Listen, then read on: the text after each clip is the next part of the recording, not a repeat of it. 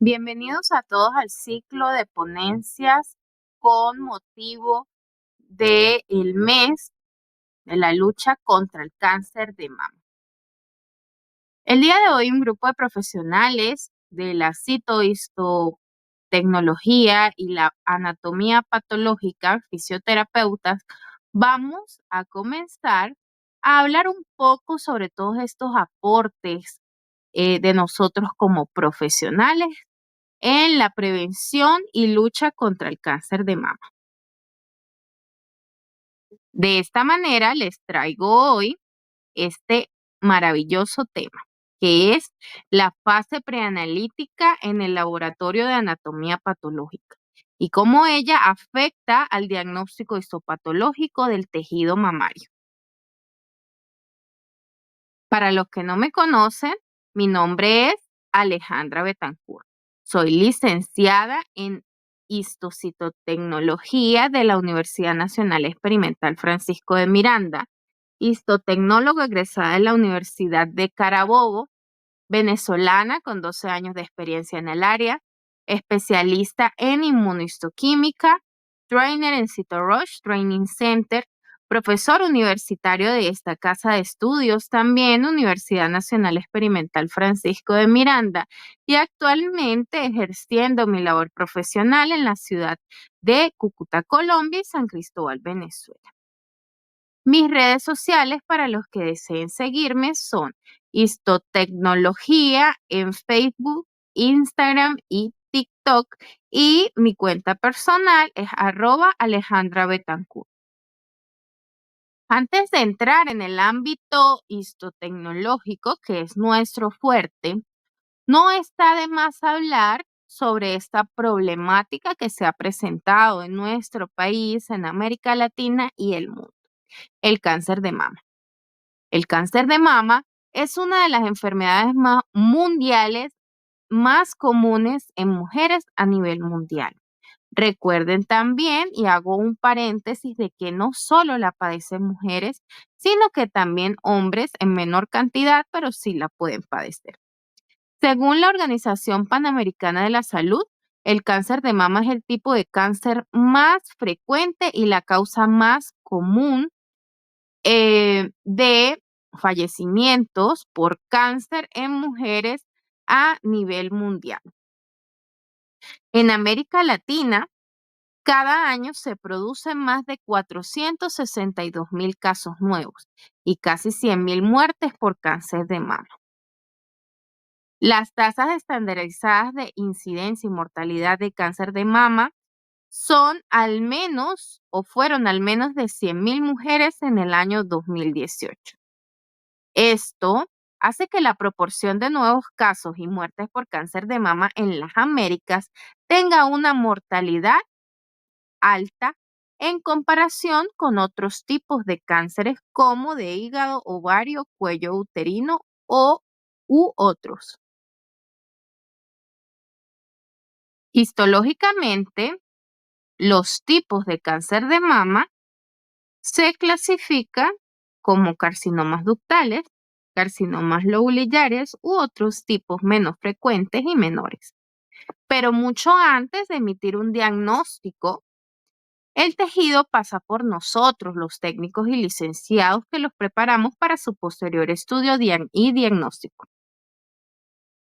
La fase preanalítica, que tiene que ver con el procesamiento y estudio de una muestra o de tejido mamario, comienza en el momento de la toma de la muestra. El método de toma de muestra más utilizado por los médicos es la punción por aspiración de aguja fina o la biopsia por aspiración con aguja fina. ¿Ok?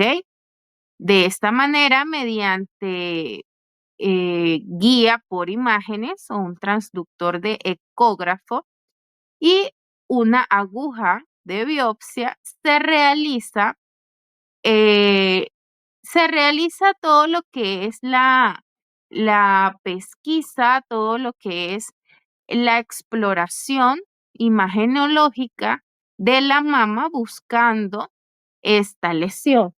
al momento de que la lesión es conseguida, se hace la punción con una aguja especial acompañada de esta vista por eco o esta guía por imagen.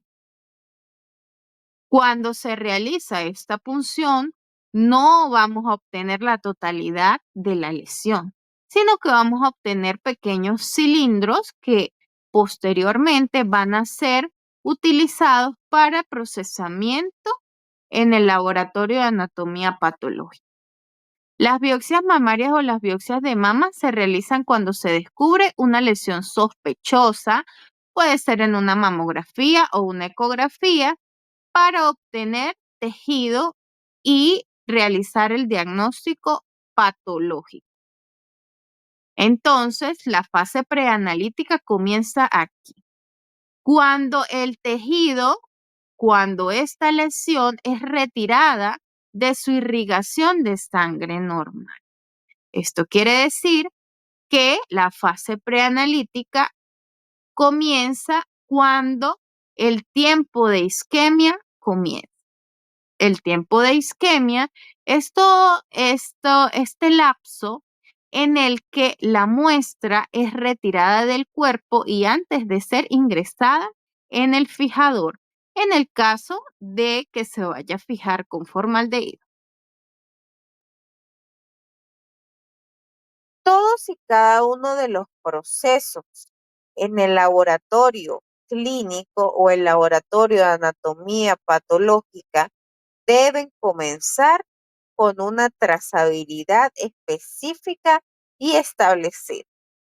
Esta trazabilidad es el conjunto de procedimientos preestablecidos que nos permite conocer la trayectoria de un producto o lote a lo largo de la cadena.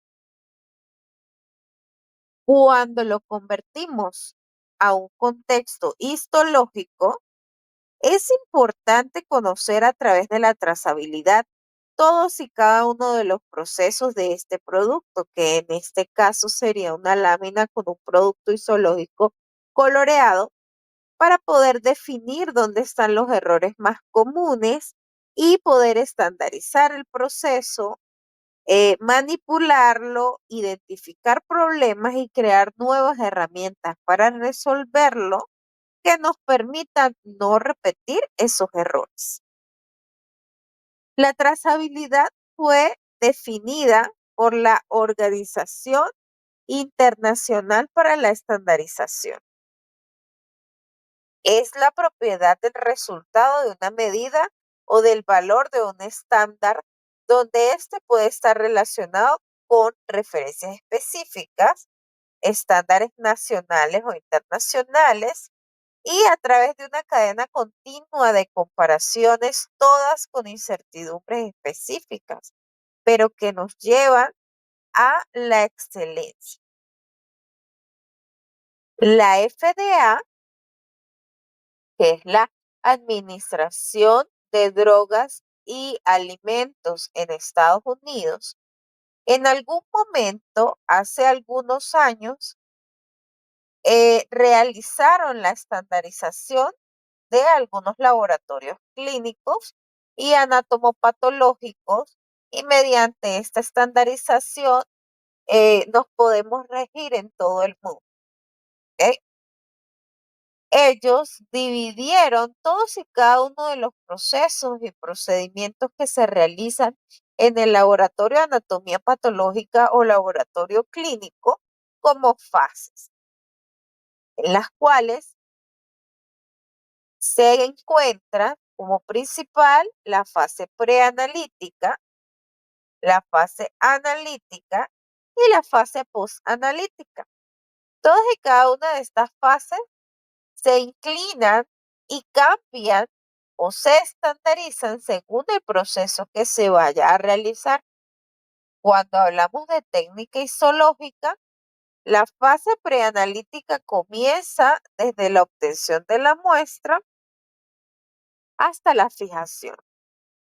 Cuando hablamos de técnica inmunohistoquímica, También la fase preanalítica comienza con la obtención de la muestra, el uso de fijadores y además de esto, también tiene que ver con la aplicación de el recuperador, del bloqueador para hacer recuperación antigénica, bloqueo de enzimas endógenas.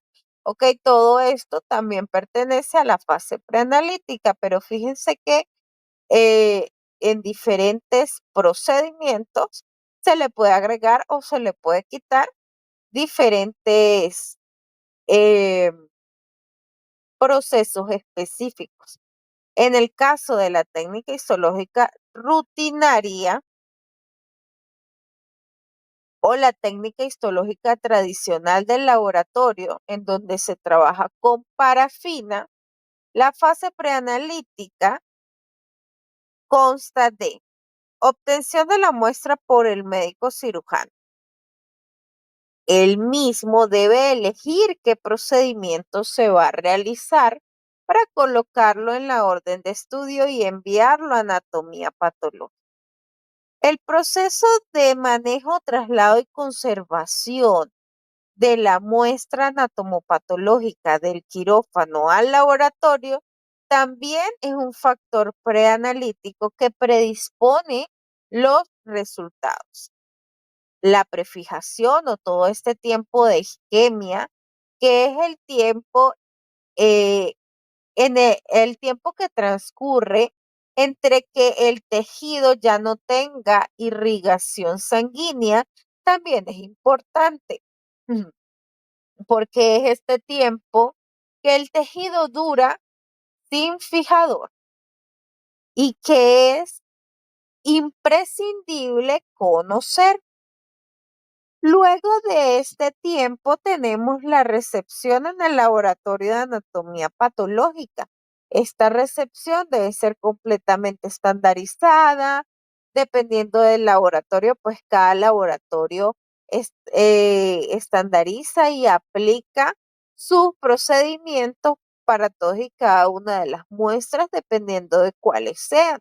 Lo normal que se realiza en cualquier laboratorio es la verificación de lo que se está recibiendo, que se reciba en un buen envase, que sea apto, que los nombres que están en los rótulos de la muestra correspondan con las hojas o las órdenes de historia clínica, ok, las boletas deben venir en acompañamiento con las muestras. Entonces son bastantes factores preanalíticos que pueden suceder al momento de la recepción de la muestra en el laboratorio, en donde también se verifica la información del paciente, que todos estos datos sean correctos, que el tejido sí corresponda con lo que se pide en la orden, que el tejido corresponda también al paciente, porque aquí pueden suceder errores, ¿ok? Y por último, la fijación y los fijadores que se le apliquen a, eh, a esta muestra dependiendo de cuál sea, ya sea histológica, citológica o sea correspondiente a una muestra de líquidos. Todas y cada una pues tienen una manera distinta de fijación y todo esto proviene del proceso o de la fase preanalítica específica de cada uno de estos tejidos. Entonces vamos a empezar a definirlos uno por uno de manera un poco más clara. ¿Por qué hablamos sobre esto si queremos hablar sobre mama?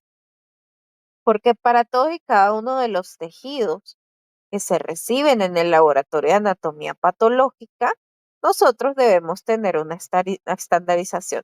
Si bien es cierto que en algunos laboratorios todo se recibe igual y todo se procesa igual, pero en laboratorios en donde se aplica una gestión de la calidad, En donde se aplican estos sistemas integrados de gestión de la calidad, lo normal, lo conveniente y lo recomendable es que se estandarice el procesamiento de tejido, todo lo que es la toma, el tratamiento, la fijación con respecto a el tamaño del tejido y con respecto al tipo de tejido. Pero bien, hablemos un poco sobre prefijación. ¿Qué significa este concepto? Pues la prefijación son todos estos factores que influencian el resultado y comienzan con la toma de muestra. El tiempo de isquemia del que les estuve hablando hace referencia al periodo que transcurre entre la interrupción del flujo sanguíneo y el inicio de la fijación. Y se distinguen como el tiempo de isquemia caliente o el tiempo de isquemia fría. La demora en la fijación es un mayor tiempo de isquemia fría. Este altera de manera significativa no solo a las proteínas, ya sea aumentando, disminuyendo o delocalizando la inmunoreactividad en el caso de la inmunohistoquímica, sino que también el material nuclear, ADN y ARN, lo que puede interferir en un estudio de biología molecular, cuya adecuada conservación es imprescindible para la realización de estas técnicas. Además de esto, otras variables de prefijación que pueden influir en los resultados son la coagulación de proteínas por calor, el resultante del uso, del mal uso del electrobisturí o el secado del tejido. Con respecto a la fijación, son todos aquellos procesos que se realizan específicamente a la muestra para que ella no pierda su estructura normal.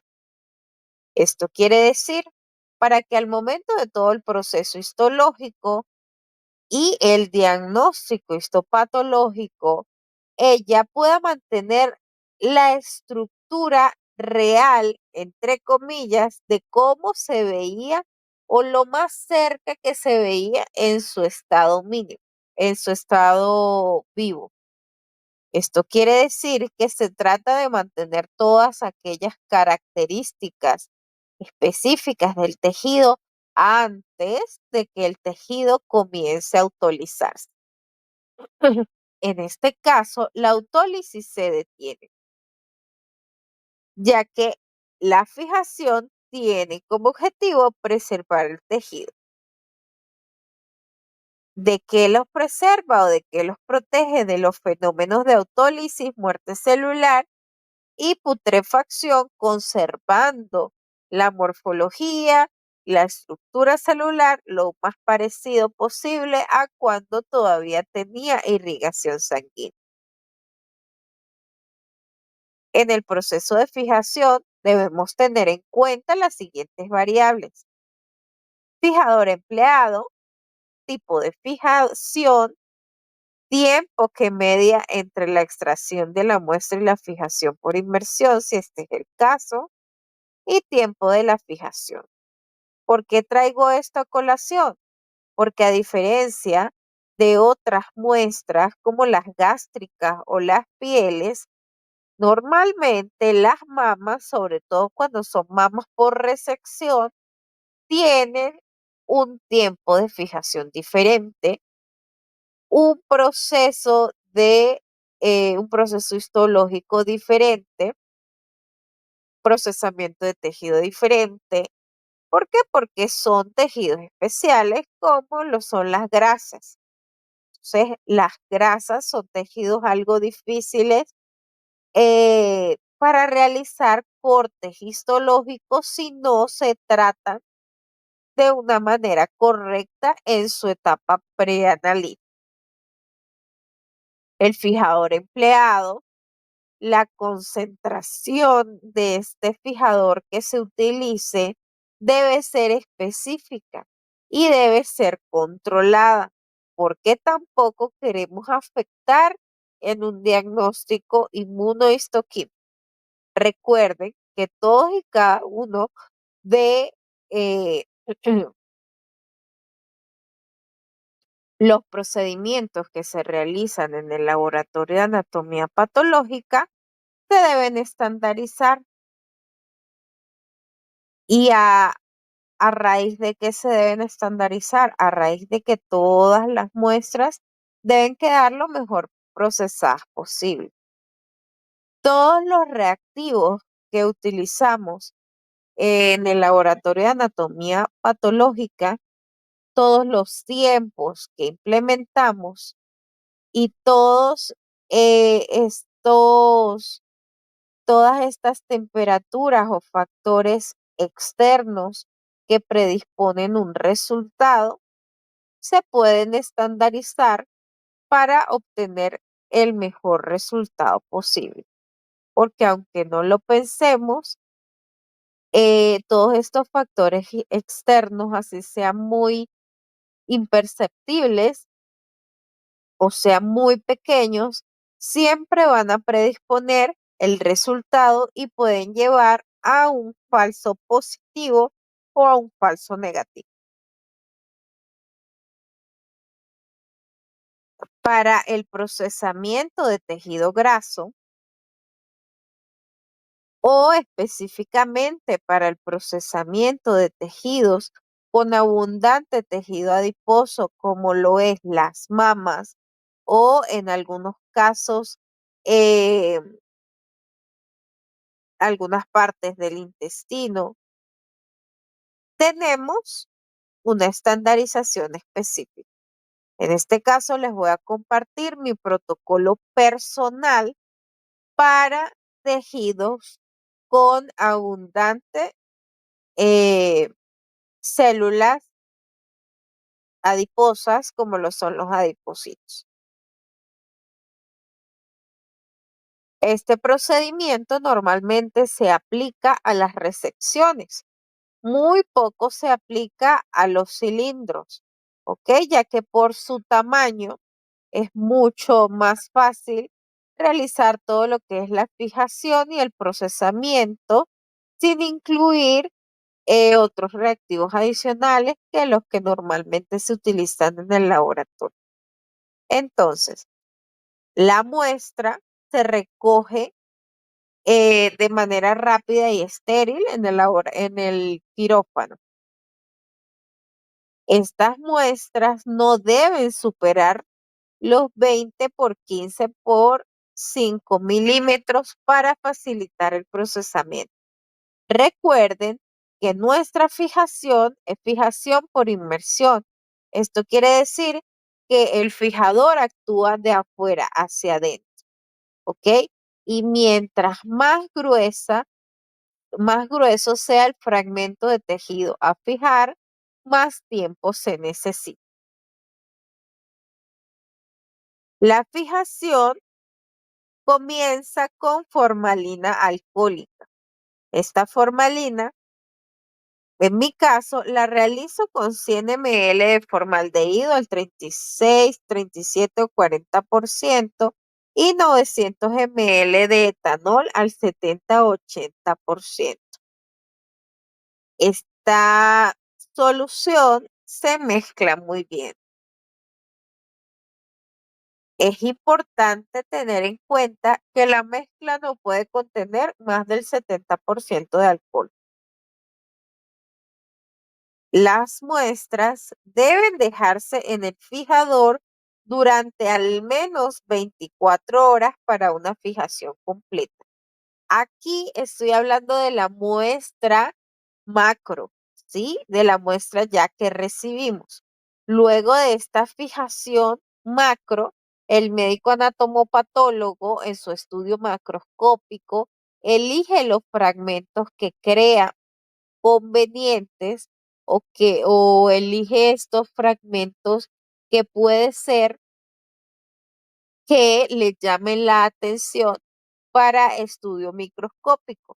Entonces, se recomienda, sobre todo para los tejidos grasos, como la mama por resección, se recomienda de que la fijación se haga de manera macro y se haga fijación de tejido en cassette. ¿Por qué? Porque, como les estaba comentando, la fijación y la interacción del tejido con los fijadores o reactivos va de afuera hacia adentro, porque es por inmersión. Entonces, la primera parte que se fija o la primera parte que tiene contacto con estos reactivos del exterior es la parte externa del tejido. Es por esto que algunas veces el tejido puede quedar bien fijado o bien procesado por partes. Entonces, esto hay que evitarlo. Para ello, se fija y se sumerge en formaldehído buferado al 10%, la resección completa del tejido mamario y luego de que se realiza la macroscopía, se sumergen todos y cada uno de los cassettes con tejido, ¿ok?, que el médico escoja. Esto para garantizar una fijación correcta y completa. Luego de esta fijación es importante retirar este exceso de formaldehído con agua corriente. Esto para luego no tener artefactos en la coloración o artefactos al momento del diagnóstico. El procesamiento del tejido graso, de tejido de mama,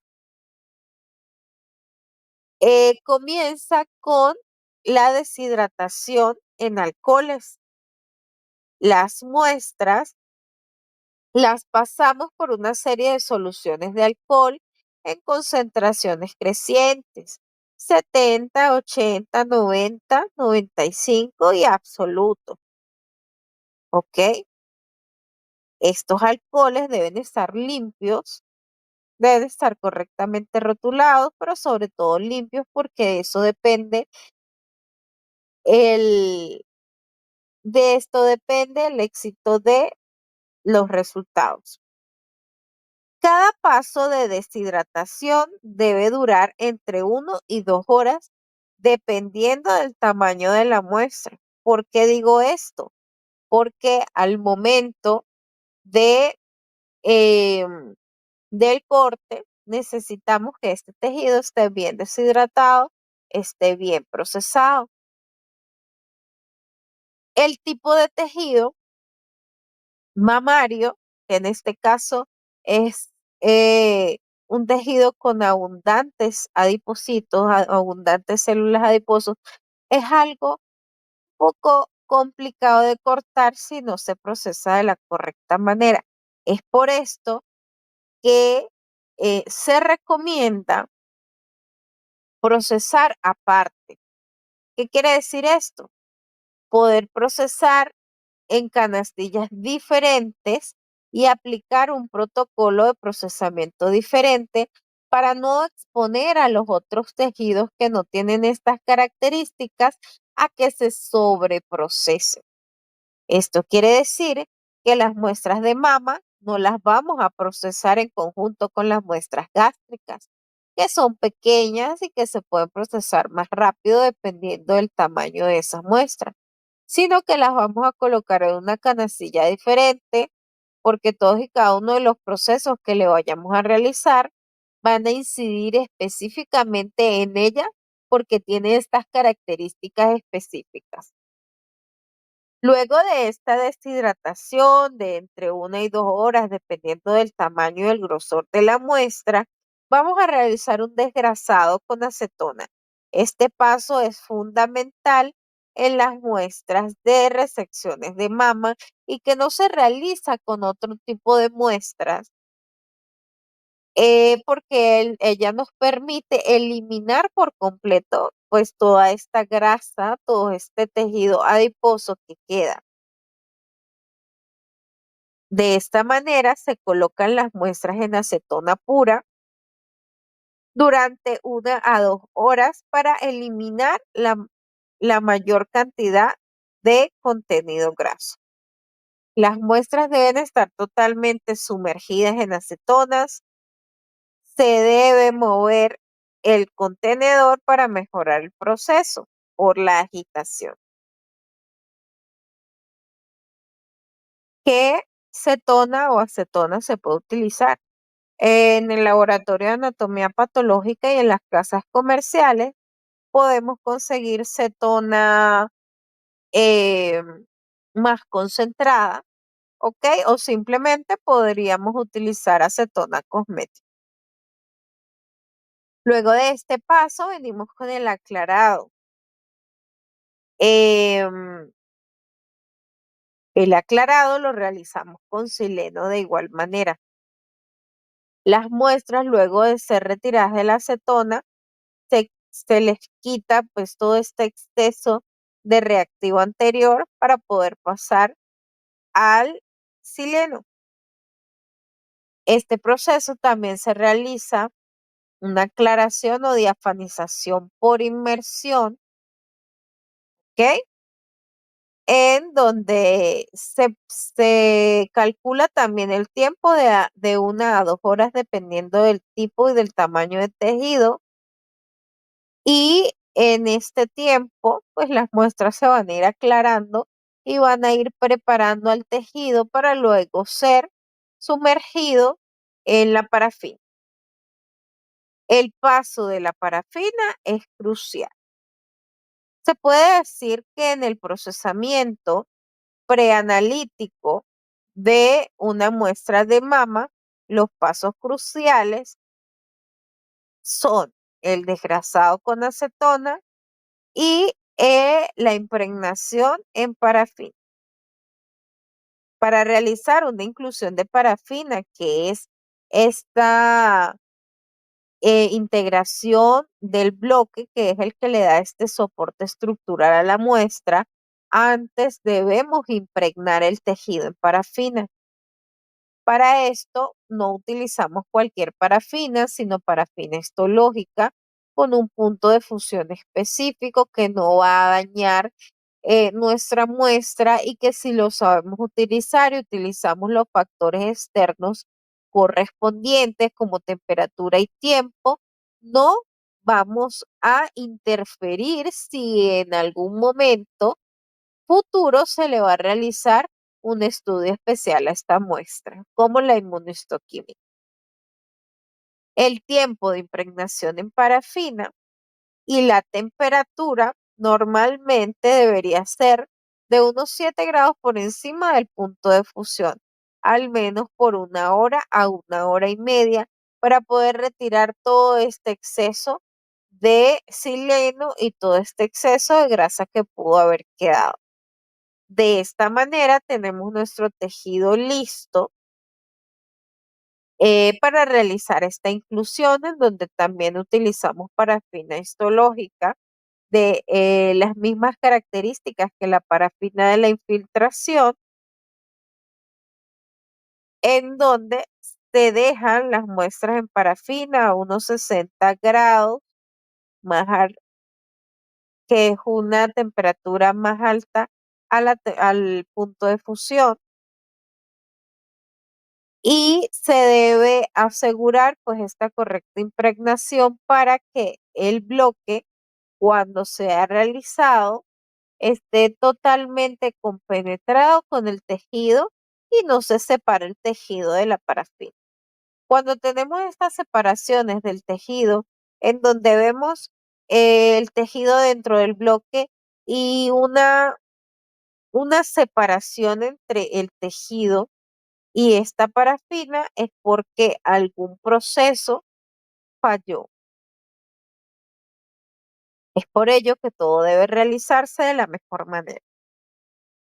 En el ámbito histocitopatológico, todos y cada uno de estos procedimientos preanalíticos nos permiten tener control sobre ese preparado histológico que se quiere obtener. Este corte, luego de ser desparafinado, Se puede colorear con hematoxilina eosina, que es una coloración rutinaria, o con alguna coloración especial que se requiera.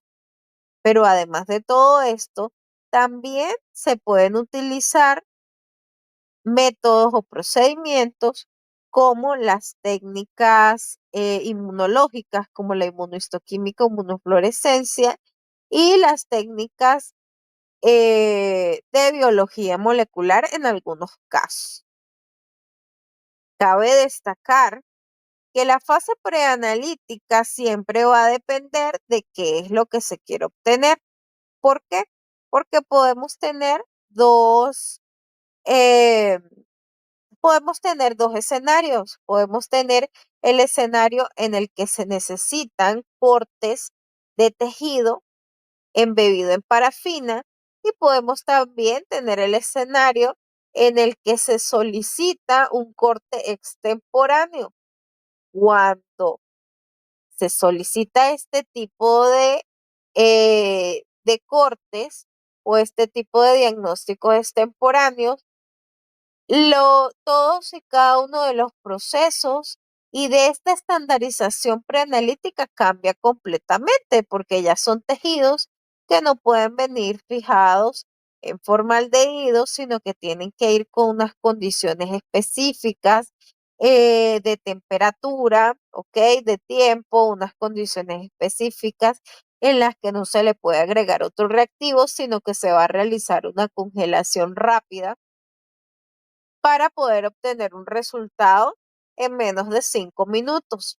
Entonces, esto se debe también a una estandarización específica por el tipo de procedimiento al realizar, que sería un procedimiento extemporáneo. Entonces, fíjense que todos tienen pues su ciencia detrás de este proceso que se realiza. En el caso de los estudios especiales, se utiliza mucho la inmunohistoquímica. La inmunohistoquímica no es tan preventiva, haciendo alusión al mes de prevención, pero ya en un estado pues más avanzado, la inmunohistoquímica es la técnica por excelencia para diagnóstico, identificación de estadios y aplicación del tratamiento. La inmunohistoquímica, como su palabra lo dice, viene dividida, es una palabra dividida en tres especialidades. La inmunología, que es el estudio de este sistema inmune innato que tenemos en nuestro tejido, en nuestro cuerpo humano, que nos defiende de amenazas externas.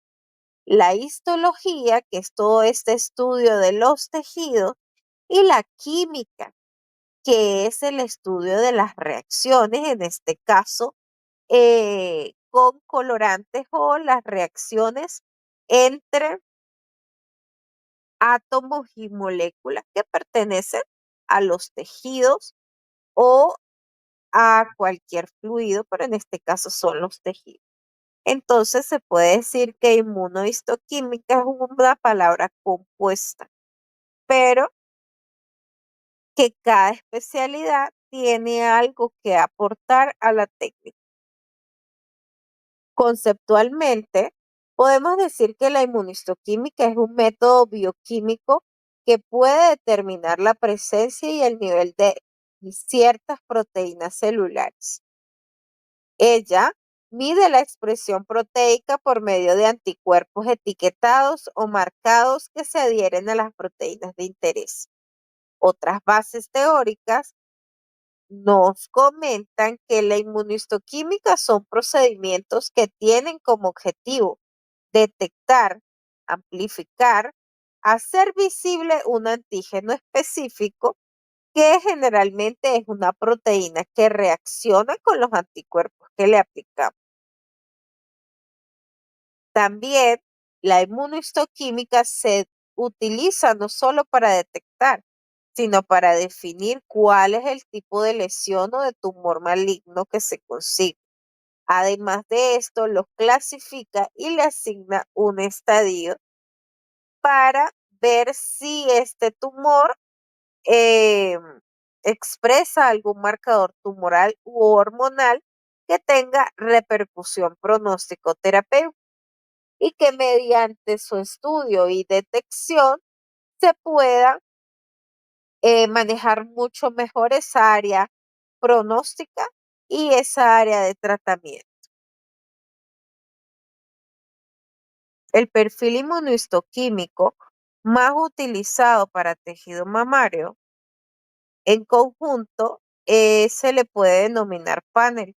Y estos son los tres marcadores que están incluidos en el panel que más se utilizan hasta esta fecha.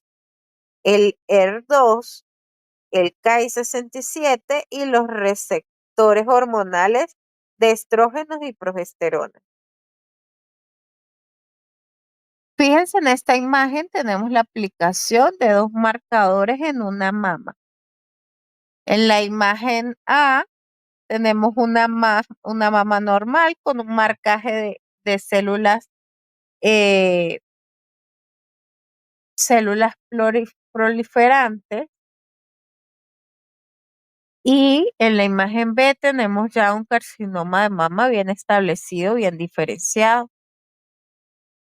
Este tumor presenta un índice de proliferación muy alto. Entonces, acá nos podemos dar cuenta del mecanismo de acción. Cuando hablamos de histoquímica y, y nos vamos a la definición, sí, a la definición génesis de este proceso, es cuando el tejido o cierta estructura específica del tejido reacciona con el colorante. Hay factores externos que predisponen, como el pH, ¿ok? Que puede cambiar las tonalidades del colorante, pero químicamente cada parte del tejido va a reaccionar según su afinidad, según la afinidad que tenga con el colorante. En el caso de la inmunistoquímica no tenemos estas afinidades químicas, ¿ok? Sino que tenemos es esta interacción antígeno-anticuerpo. Si no hay antígeno que marcar, simplemente no vamos a obtener precipitado. Entonces no va a ser una coloración, sino que va a ser una reacción, ¿sí? Y la reacción no ocurre si no hay antígeno o si no hay anticuerpo.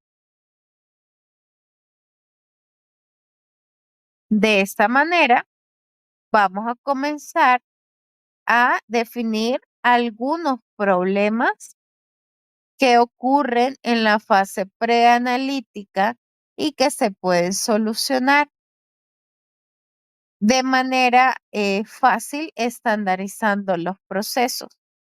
Esto de una manera generalizada, porque se puede utilizar tanto para tejido mamario como para otro tipo de tejido.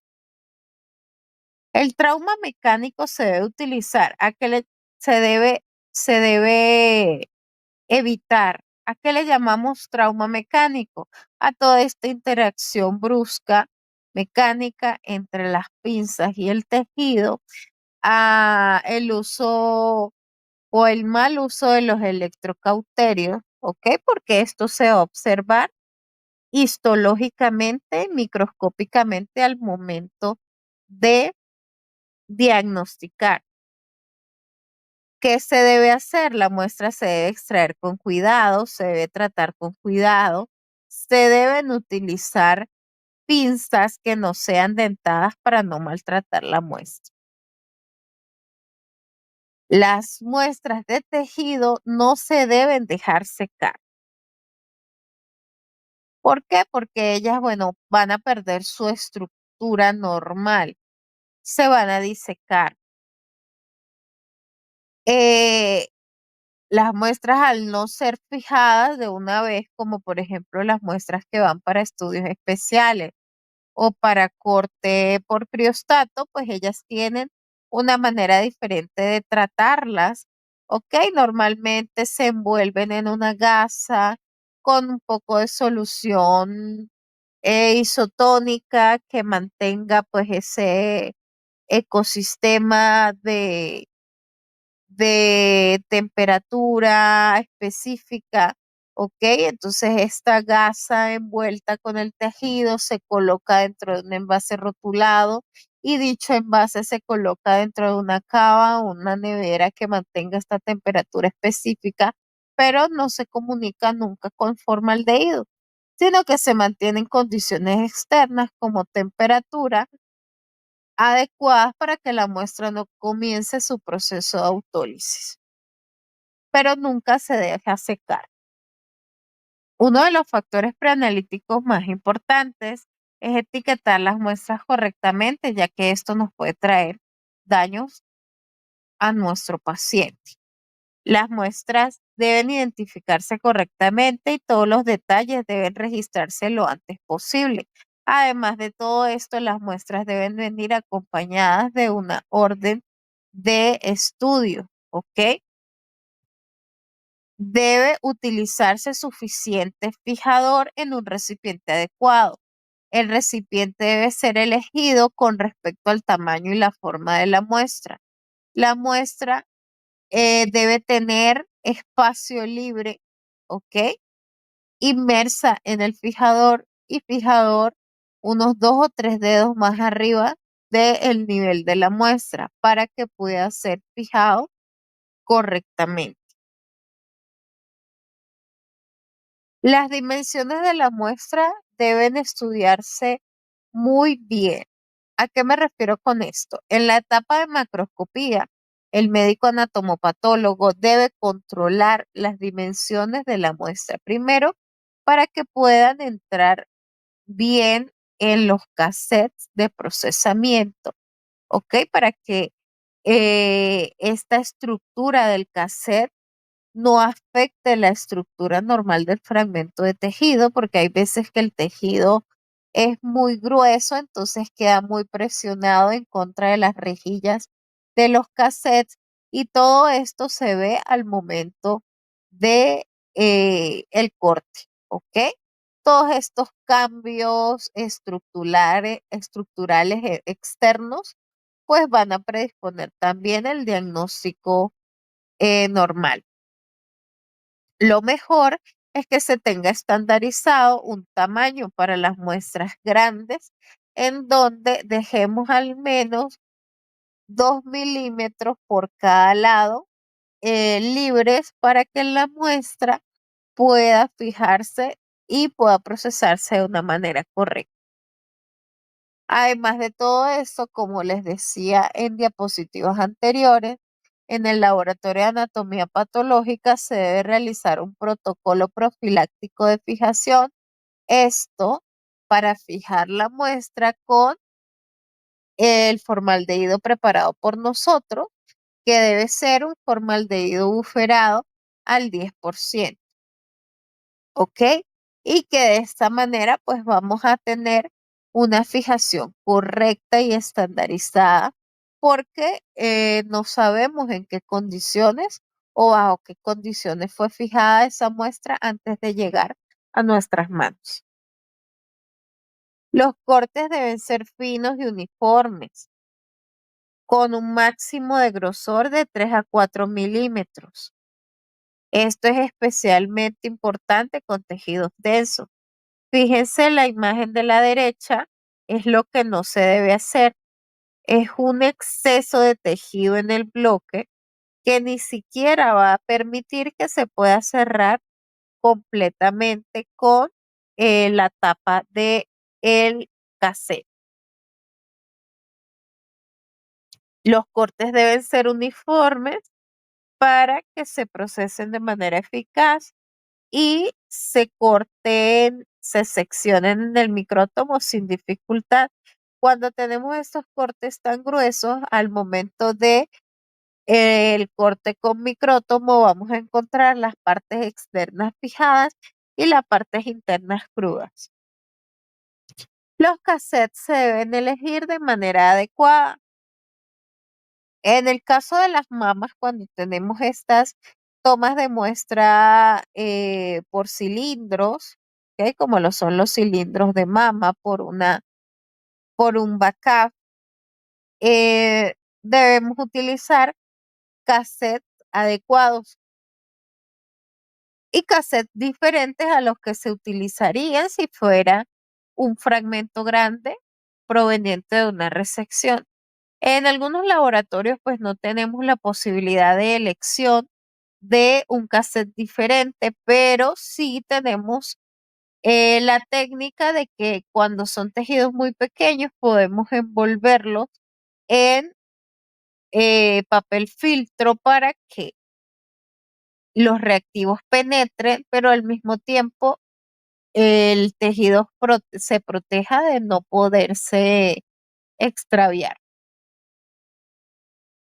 Además de todo esto, los cassettes no se deben sobrecargar, ya que los reactivos, en el caso de que se sobrecarguen, los reactivos no van a tener acceso rápido a el interior del cassette donde está el tejido y por ende vamos a obtener una mala fijación.